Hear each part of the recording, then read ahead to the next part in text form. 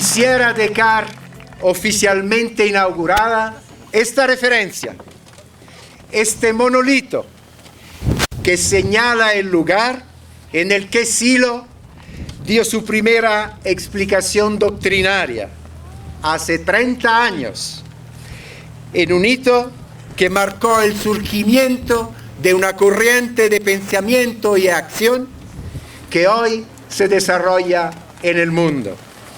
Muchas gracias a todos.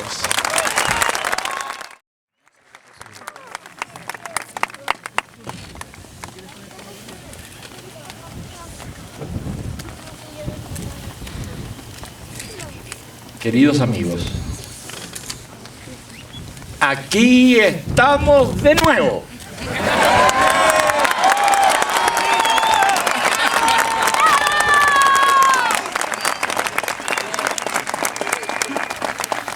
Aquí estamos en esta celebración rodeados por unos pocos amigos que estuvieron presentes desde el comienzo mismo de nuestras actividades, y también estamos en compañía de otros que desde tiempos más recientes nos acompañan en esta difícil tarea de humanización en un mundo que, en dirección inversa a nuestras aspiraciones, se deshumaniza día a día. Por otra parte, y en atención a algunos de los presentes que no cuentan con una versión adecuada de nuestros trabajos y de nuestro ideario, creemos que es del todo justo desarrollar para ellos algunos puntos que, aunque excesivamente simplificados, pueden dejarles una imagen aproximada de los hechos que dieron origen a esta corriente de pensamiento y acción que se expresó públicamente y por vez primera en este mismo paraje desolado hace hoy 30 años.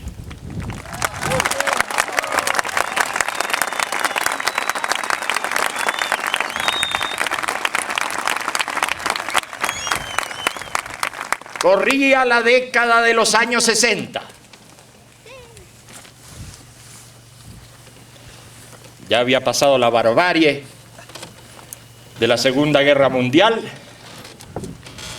y hacía mucho tiempo que ya ocurría en algunas partes un gran proceso de reconstrucción económica y de reordenamiento social. Sin embargo, los conflictos bélicos continuaban. El hambre y las desigualdades se extendían en vastas latitudes y la capacidad de destrucción crecía sin freno. El mundo se había tornado bipolar y en ambos bloques se predicaba que el armamentismo era necesario para evitar la agresión del oponente. Así las cosas, el globo fue dividido entre ideologías que estaban en posición de actuar como instrumento de dominación, pero que no estaban en condición de entender el momento histórico en el que se encontraban y mucho menos de entender el proceso hacia el cual eran arrastrados.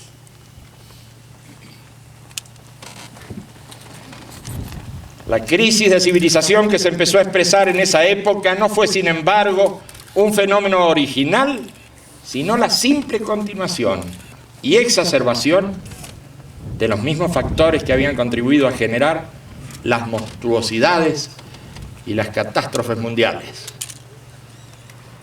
Es en ese clima de malestar general en el que irrumpen los fenómenos juveniles de aquella época, entre los que se puede contar a un pequeño grupo que arranca en estas latitudes y se va extendiendo a puntos cada vez más distantes. Este grupo no puede expresarse libremente porque ya en esos tiempos empiezan a sucederse las dictaduras. Y cuando la actividad militante de sus miembros los lleva a la necesidad de comunicar sus planteos a conjuntos más numerosos, comienza a desatarse el conflicto que luego lleva a la cárcel y a la deportación a tantos jóvenes a quienes quisiéramos recordar en este momento. Jóvenes valerosos de Chile y Argentina que terminaron desarrollando en el exilio a este movimiento naciente.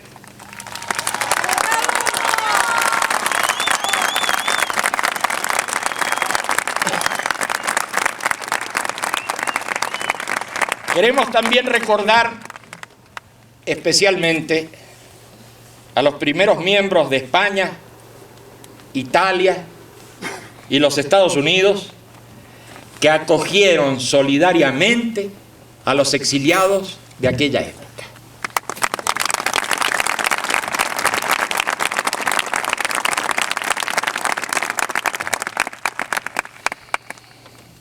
Hoy se encuentran presentes varios de estos antiguos amigos que siguen unidos por tantas experiencias comunes, y para todos ellos nuestro más cálido saludo.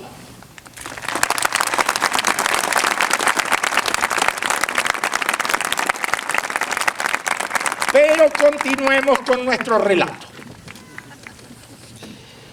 Para la década de los años 70 comienza a articularse la organización de la Comunidad para el Desarrollo Humano. Se trata de una agrupación social y cultural que con el correr de los años sería reconocida por Naciones Unidas.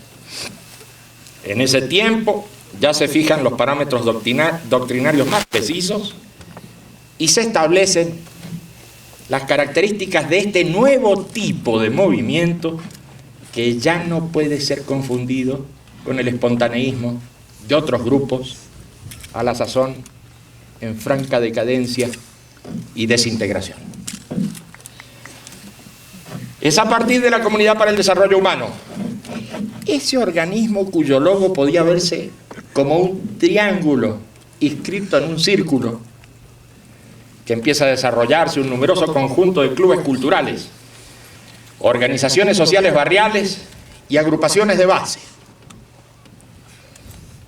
Así se va formando lentamente este movimiento humanista que se expande a través de diferentes expresiones que van desde las campañas de alfabetización en países del Caribe y África hasta el trabajo de sanidad social en el que médicos, paramédicos y colaboradores actúan con muchas limitaciones, pero gran espíritu en varios puntos del mundo.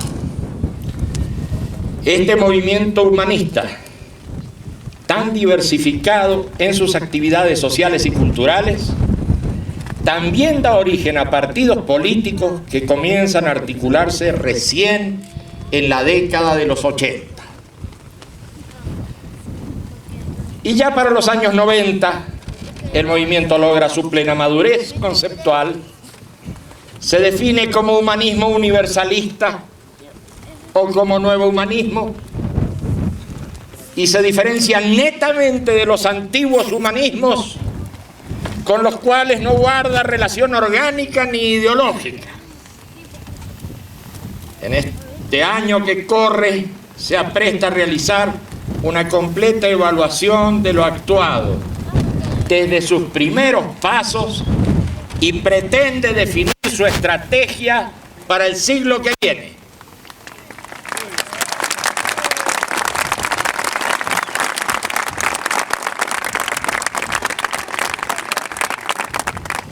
Para completar nuestro cuadro expositivo diremos que lo que termina definiendo a este movimiento no es una determinada acción política,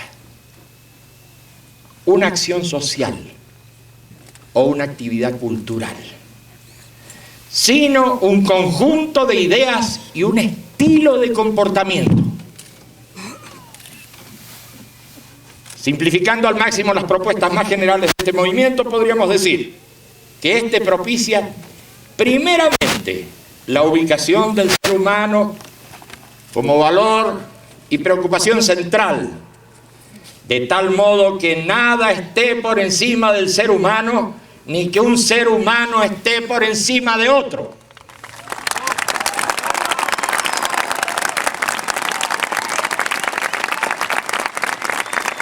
En segundo lugar, afirma la igualdad de todas las personas y por tanto trabaja por la superación de la simple formalidad de iguales derechos ante la ley para avanzar hacia un mundo de iguales oportunidades para todos. En tercer lugar, reconoce la diversidad personal y cultural y por tanto afirma las características propias de cada pueblo, condenando toda discriminación que se realice en razón de la diferencia económica, racial, étnica y cultural.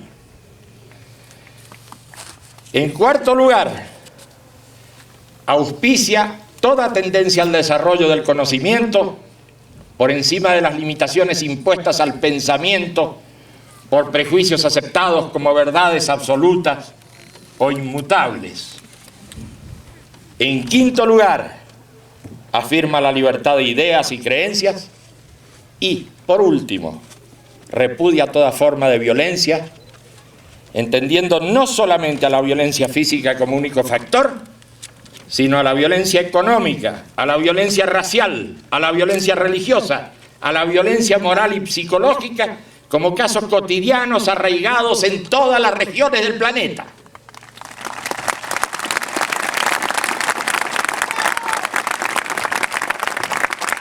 Estas propuestas de considerar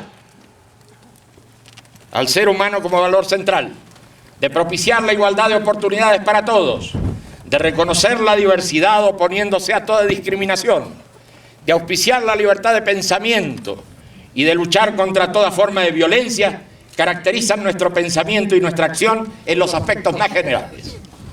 Al mismo tiempo, estas propuestas terminan configurando un estilo de vida y un modo de relación del más alto valor moral que puede expresarse en esta frase: trata a los demás como quieres que te traten.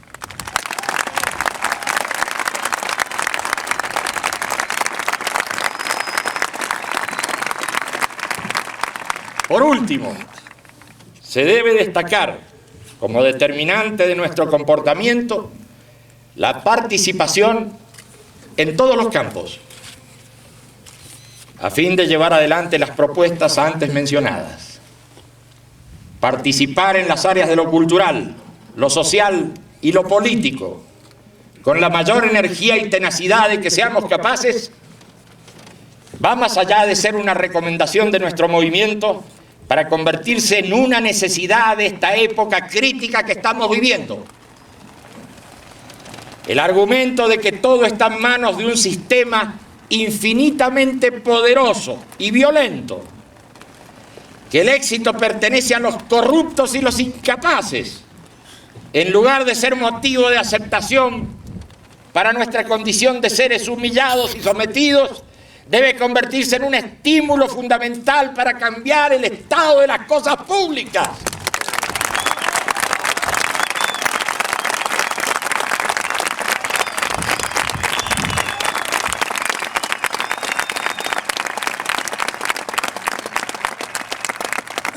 Por otra parte, destacamos también la dimensión de lo estrictamente personal y de lo interpersonal,